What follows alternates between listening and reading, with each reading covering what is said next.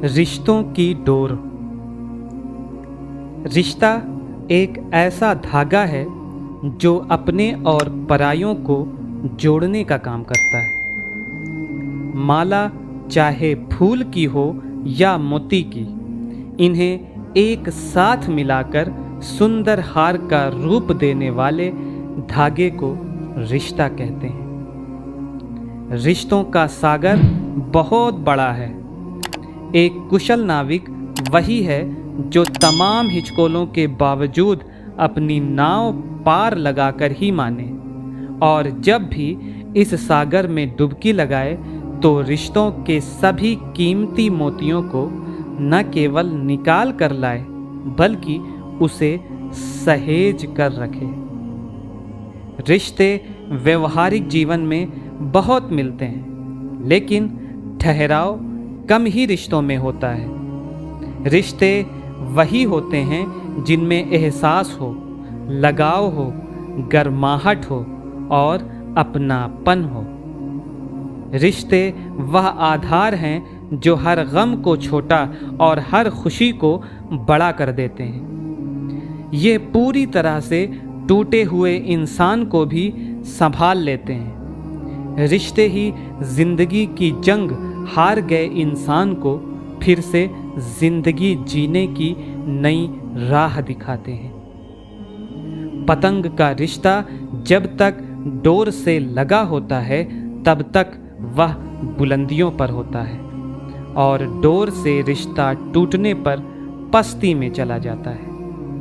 मेले की भीड़ में बच्चा जब तक अपनों का हाथ पकड़कर चलता है उसे मेला बहुत अच्छा और शानदार लगता है, लेकिन जब वह अपनों से बिछड़ जाता है तो वही मेला उसे डरावना और बेकार लगने लगता है।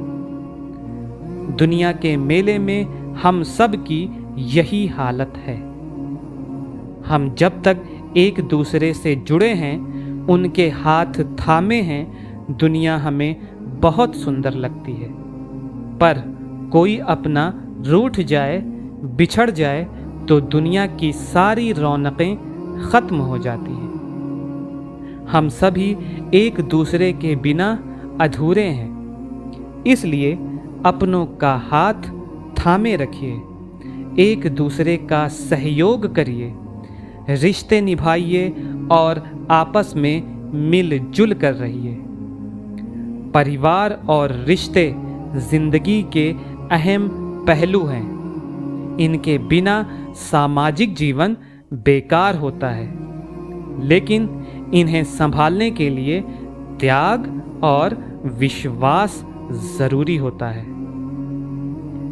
अक्सर यह देखा गया है कि रिश्तों के बीच भ्रम की स्थिति पैदा हो जाती है, जो विचारों को प्रदूषित कर देती है और एक दूसरे के लिए निगेटिव सोच जन्म ले लेती है, जिससे रिश्तों में खटास पैदा हो जाती है। जबकि होना यह चाहिए कि आपस में अगर कोई भ्रम है तो उसे बातचीत से दूर कर लिया जाए, लेकिन ऐसा कम ही होता है। सवाल यह उठता है कि भ्रम की स्थिति पैदा क्यों होती है।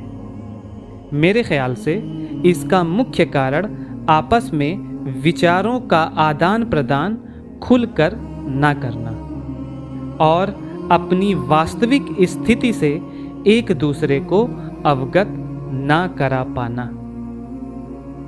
कुछ लोग परेशानियों में अपना दर्द रिश्तों में न बांटकर खामोशी अख्तियार करके अलग थलग हो जाते हैं। यही स्थिति सबसे खतरनाक होती है, क्योंकि सामने वाला इस खामोशी या अलगाव के बहुत से मतलब निकाल लेता है।